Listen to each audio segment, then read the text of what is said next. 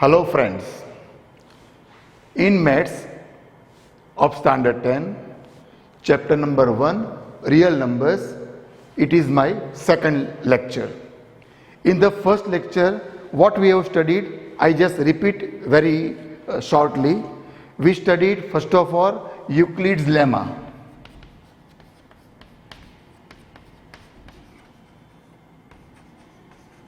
That was for any two positive integers a and b, a is equal to bq plus r such that 0 is less than or equal to r is less than b. This was Euclid's lemma and we gave it as theorem number 1.1. After that we studied the difference between lemma and algorithm, and we studied Euclid's algorithm for division.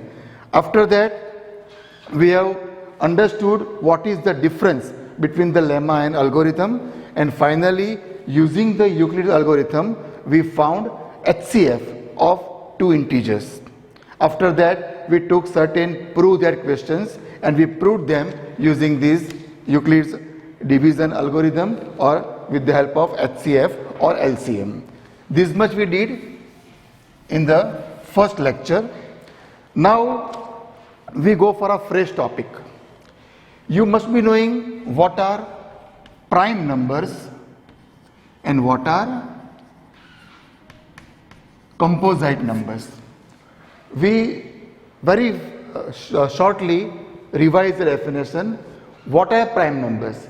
If a number has only two factors, one is 1 and second is the number itself, then it is called prime number. What is composite number? If a number has more than two factors, then it is always a composite number. After knowing this, we just do some exercise, means some activity, and we come to some conclusion. We take a few prime numbers, 2, 3, 5, 7. There are many, infinitely many prime numbers. I take first of all only these 4 prime numbers. Now I take the product of all these prime numbers. The first pattern, I take it single time. 2 multiplied 3 multiplied 5 multiplied 7. What is the answer? 2 3s are 6, 6 5s are 30 and 37s are 210. Okay. Now the prime numbers remains the same, but I can repeatedly multiply it. So I take 2 square. 2 is taken 2 times, rest 3 one time, 5 one time and 7 one time.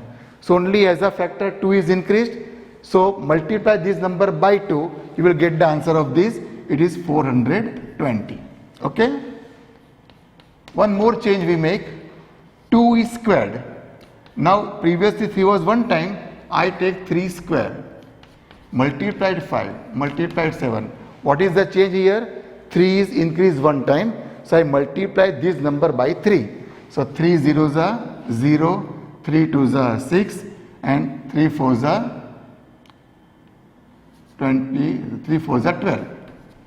Okay. So it is 1260. One more change. 2 square as it is, 3 square as it is, 5 I don't take any change, but 7 I make the square. So what is the change here? This number has one more factor 7. So I multiply this number by 7 and I get the answer. So 7 zeros are 0. 7 6 are 42, 4 carry forward. 7 2s are 14 and 4, 18, 1 carry forward. 7 1s are 7 and 1, 8. Okay. So ultimately, if I take the product of prime numbers, I get certain answers. Now tell me, what are these numbers? These all numbers have more than 2 factors, you can check. So these all are composite numbers. So one thing we concluded, that if I take the product of prime numbers, I get the composite numbers. I think reverse. Suppose I take one number 2, 3, 4, 5, 0, approximately, any number you can take. Now I try to factorize it. I try to get the prime factors of it. First of all, 2. 2 ones are 2, 2 ones are 2, 1 left, 14. 2 sevens are 14. 2 twos are 4, 1 left 10. So 2 fives are 10. Now I go with 5 because 5 is there at the end. 5 twos are 10, 1 left 17. 5 threes are 15, 2 left 22. So 5 fours are 20, 2 left 25, 5 fives are 25. Still I can do with 5. 5 fours are 20, 3 left 34, 5 sixes are 30, 4 left 45, 9 fives are 45. Now I try with 7 because no chance of 5 now. So 7 6 are 42, 4 left 49, 7 sevens are 49, 67 is a prime number, so 67 ones are 67. So here I can say that 23,450 is equal to 2 multiplied 5 squared multiplied 7 multiplied 67. Okay, it is one of the answer. Somebody can take the factorization some different way. Number is same. Suppose I start with 7. Okay, so 7 threes are 21, 2 left 24, 7 threes are 21, 3 left 35, 7 fives are 35 and then 0. Now 0 is there, so I can go with 5. 5 6 are 30, 3 left 35, 7 fives are 35, it is 0. Again I can go with 5.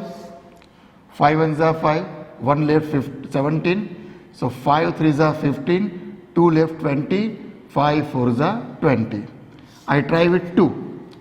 6 twos are 12, 1 left 14, 7 twos are 14, 67 is a prime number, 67 ones are 67.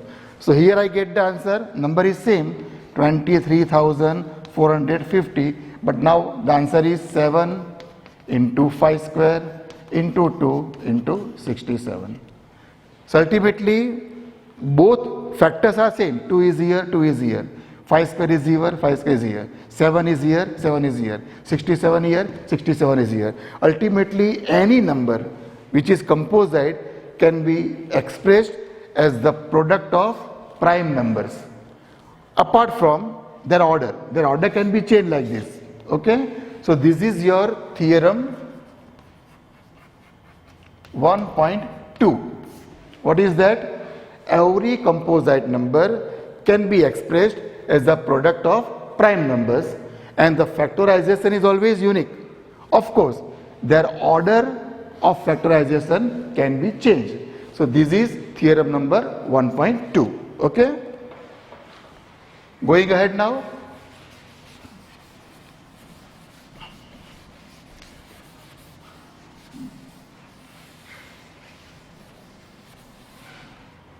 So ultimately it is known as fundamental theorem of we said that every composite number can be expressed as the product of primes. Okay, it is one of the fundamental theorem. Now we take one question. It is the number is given 4 raised to n, where n is a natural number. Condition is what? The number is 4 raised to n, it is a kind of number, and this n, the index, must be a natural number. Then the question is, can this number end with digit 0? It is a question. Can this number end with digit 0? Means in the number last digit, can it be 0? Let us check. We know whenever there is a digit 0 in a number, the factors must be 5. One of the factors must be 5. So let us check. 4 raised to n is what? 4 means it is 2 squared raised to n. So power of power 2 raised to 2n. You can check here. In the set of the factors, there is only 2. There is no 5. If there is no 5 in the list of the factors, then the number cannot end with 0. Therefore, we can say that no 4 raised to n cannot end with the digit 0. So this is how the prime factorization can give us to solve such questions. Now, one more pattern we take. Suppose I find HCF of two numbers, say 12 and 20.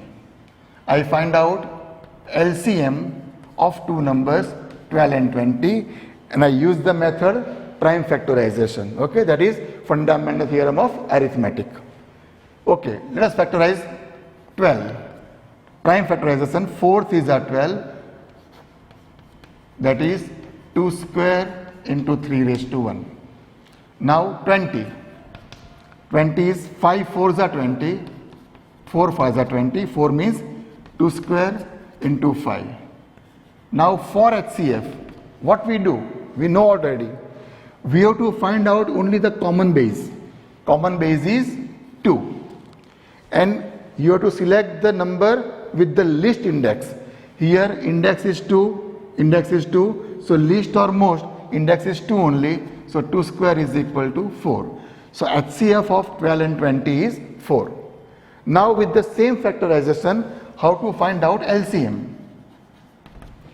In LCM, you have to take all the base one time. So base is 2, base is 3, base is 5. Take that product. Now what about the index? You have to write the highest index. So for 2, highest is 2. For 3, highest is 1. For 5, highest is 1. So it is 4 into 3 into 5. 4th is a 12. 12 5 is a 60. So LCM is 60. So using the theorem of arithmetic or by the prime factorization method, we could find out HCF and LCM of two numbers. Now we make a statement here. What I do? I have got two numbers, 12 and 20.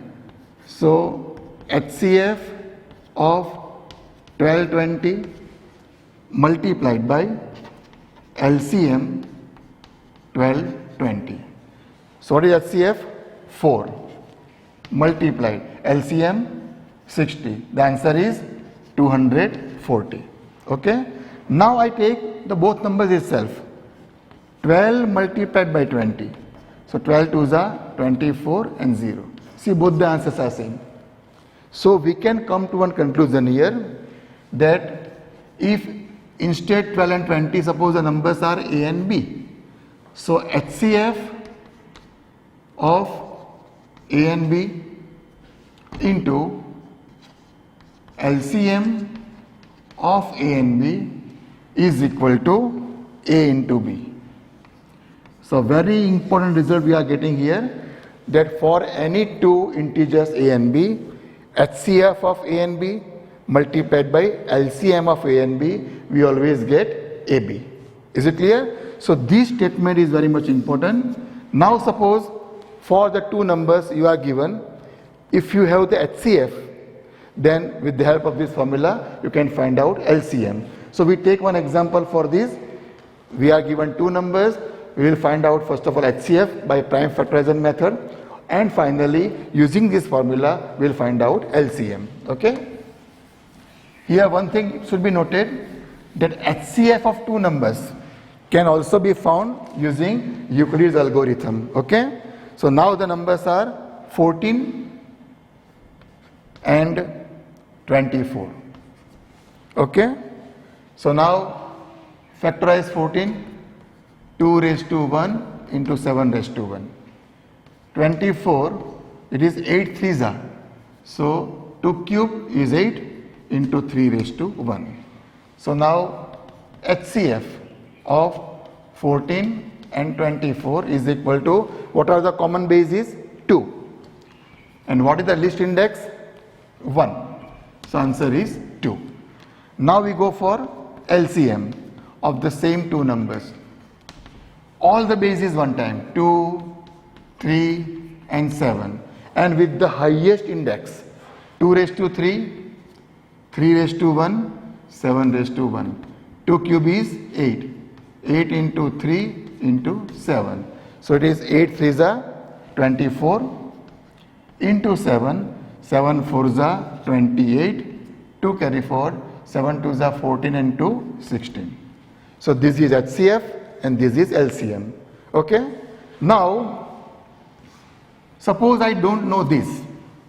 I am given only HCF.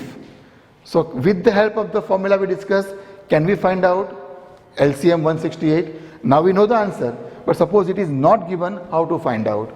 Okay. So we plot the formula. HCF A comma B into LCM A comma B is equal to AB.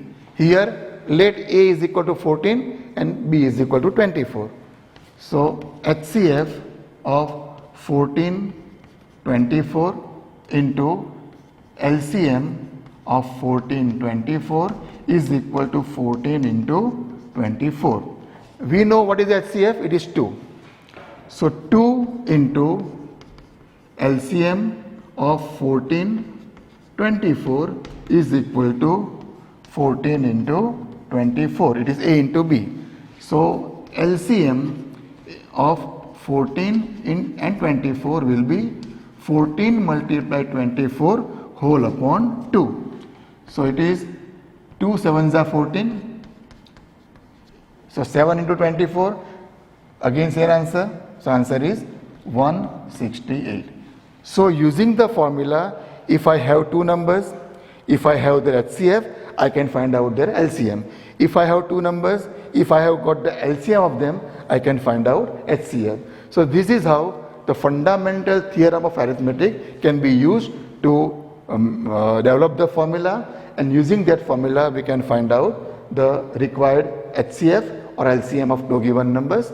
So for this lesson it is okay. In the next chapter we will study further. Thank you very much.